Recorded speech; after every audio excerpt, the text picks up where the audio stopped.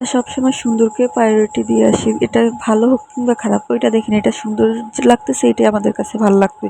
এটা আমাদের জন্য কমফোর্টেবল কিনা বা খেতে আমাদের শরীরের স্বাস্থ্যের জন্য ভালো কিনা ওইটা দেখি না। আমাদের চোখে দেখাই ভালো। জায়গাটা যাই দেখি তাই খেতে মন চায় এরকম।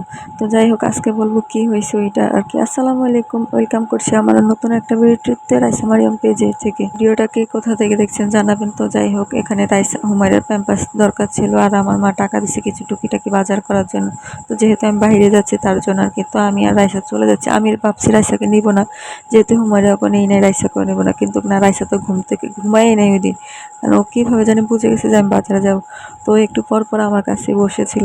তো যাক এই তো আমরা রেডি হয়ে এই যে প্রায় তখন ৪টা ৪:৩০ বাজে। এই যে দেখেন বাজার আর এই যে রাস্তাঘাটের অবস্থা দেখেন। তো যাক আমরা এই যে মা মেয়ে হাঁটতে চলে যাচ্ছিলাম। আর রাস্তা আমি যখন ছোট ছিলাম ক্লাস 3 কিংবা 4 এ পড়ি তখন এই রাস্তাটা করছিল নতুন আরকি। আর তারপরে কোনো কাজ করা হয়নি। এইজন্য এই রাস্তার এই অবস্থা। যখন নতুন করে তখন তো গাড়ি ঘোড়ার কোনো অভাবই নেই।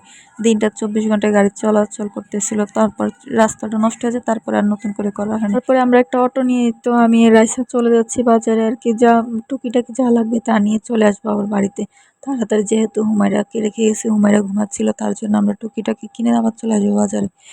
সরি বাড়িতে আরকি। তো যাক এই যে এখানে একটা কুকারিজের দোকান দেখে আমার কাছে মানে কুকারিজের দোকান দেখলে মনে হয় যে এটা সেটা কিনি আরকি। আমার কাছে ভাল লাগে আরকি। তো যাক দোকান দেখলেই কিনতে মন চায় কিন্তু এখনো তো দেখা যায় নিজের ওরকম কিছুই হয় নাই যে কিনবো বা কিছু একটা ওরকম হয়নি। ইনশাআল্লাহ হয়তোবা হবে।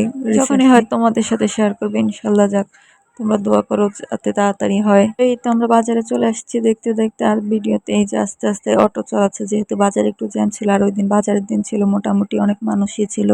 রাস্তায় হাঁটা যাচ্ছিল না এমন একটা অবস্থা আরকি। হাঁটা যাবে কিভাবে? অটোর জন্য মানে অটোই চলতেছে না মানুষ হাঁটতেছে। চারপাশে দোকান ছিল এই কারণে দেখা যায় কি অটো চলতেছে না। অনেকক্ষণ জ্যামে বসেছিলাম প্রায় ১০ মিনিটের মতো।